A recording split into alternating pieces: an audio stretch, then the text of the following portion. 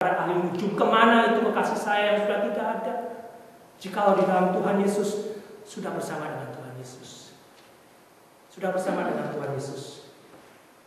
Dan kembali kita boleh lanjutkan di pasal 15. Ini kami katakan kepadamu dengan firman Tuhan. Kita yang hidup, yang masih tinggal sampai kedatangan Tuhan, sekali-kali tidak akan mendahului mereka yang telah meninggal.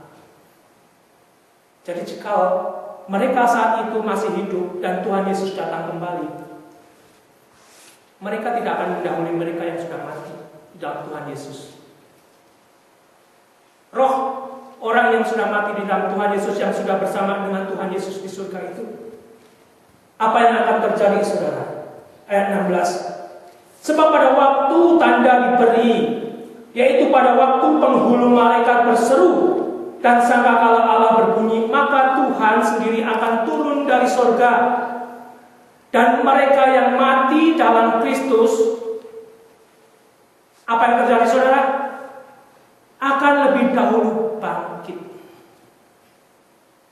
Akan lebih dahulu bangkit. Mereka yang sudah mati di dalam Kristus yang saat ini bersama dengan Tuhan Yesus di surga, mereka akan terlebih dahulu menerima kebangkitan tubuh. Mereka akan mendapatkan tubuh. Saya akan bersama saudara akan melihat dari 1 Tesalonika pasal yang ke-15.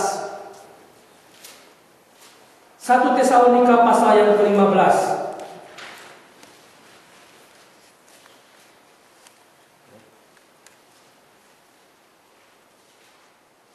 Maaf, 1 Korintus pasal 15, tidak ada 1 Tesalonika 15.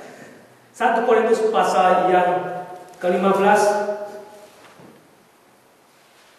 Kita akan melihat di ayat 35. Tetapi mungkin ada orang yang bertanya, bagaimana orang mati dibangkitkan? Dan dengan tubuh apakah mereka akan datang kembali? Mungkin pertanyaan ini baik untuk saya pikirkan, baik juga untuk saudara pikirkan, baik juga untuk kita tanyakan sesuai dengan firman Tuhan ini. Bagaimanakah orang mati dibangkitkan?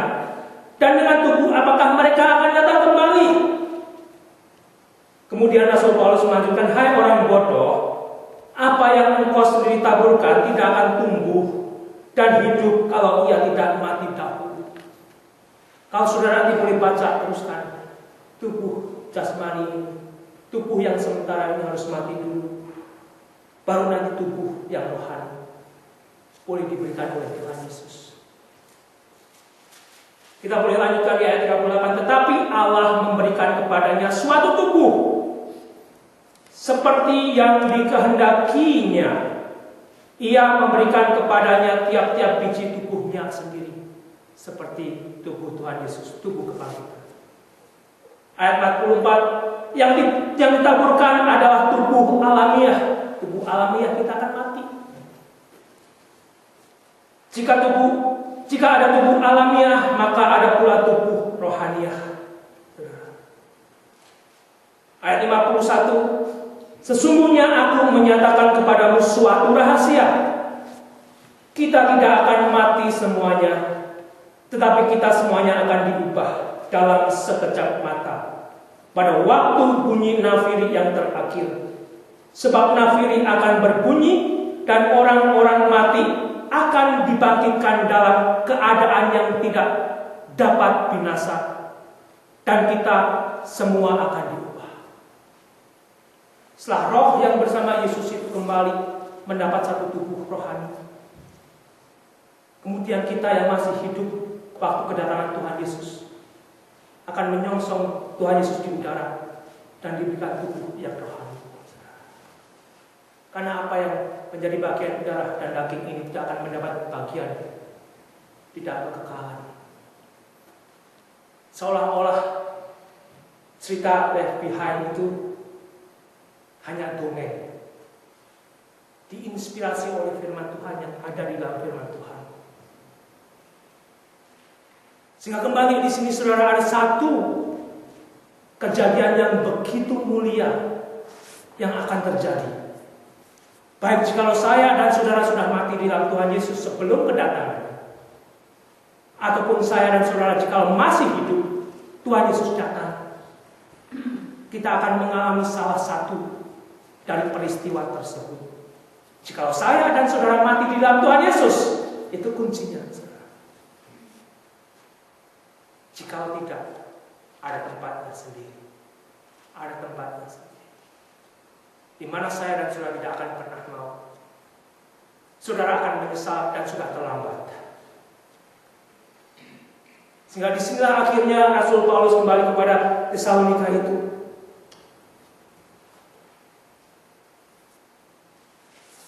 Karena itu hiburkanlah seorang akan yang lain dengan perkataan-perkataan. Hiburkan seorang akan yang lain. Mereka hanya berpisah sementara. Mereka akan ketemu lagi, saudara. Biarlah saya dan saudara memiliki kepastian. Saya dan saudara tidak hidup di dalam angan-angan. Karena saya dan saudara mau mengasihi Tuhan dengan tulus. Ingatkan mereka.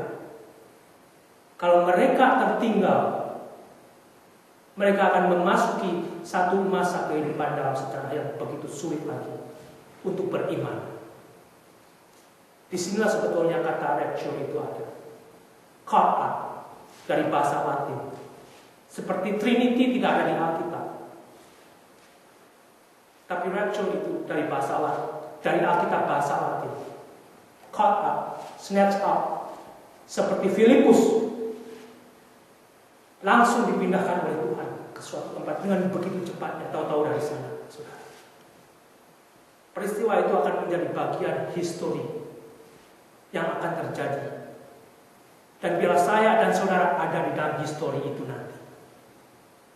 Sehingga kembali saudara, biarlah yang menantikan kedatangan Tuhan, kita juga boleh hidup dengan lebih membereskan diri. Mari kita berdoa. Bapa di surga, terima kasih jika di sore hari ini kembali firman-Mu boleh menolong kami untuk kami lebih berpengharapan. Karena kami memiliki Tuhan Yesus yang sudah datang, yang sudah mati, dan sudah bangkit, dan saat ini sudah berada di surga bersama Bapa, yang akan kembali lagi Bapa untuk anak-anak. Tolong Tuhan Yesus, kami yang masih hidup, biarlah kami boleh diingatkan untuk kami juga boleh merindukan akan pertemuan dengan Tuhan Yesus, sehingga sikap hidup kami juga boleh berubah, sehingga apa yang boleh menjadi kebiasaan kami yang tidak memuliakan Tuhan, Tuhan juga boleh bereskan. Terima kasih Bapa. Engkau boleh bentuk kedua jemaat-Mu di tempat ini yang ada, pertumbuhkan di dalam iman. Dan Engkau juga boleh berkati Pak Andi yang saat ini boleh melayani di Indonesia. Biar Pak Andi juga boleh Tuhan pakai untuk menyatakan terang keselamatan. Terima kasih Bapak. Dan Engkau juga boleh menyertai setiap kegiatan kami yang kami sudah rencanakan. Kau boleh berkati, Kau juga boleh tolong, Kau boleh sempurnakan.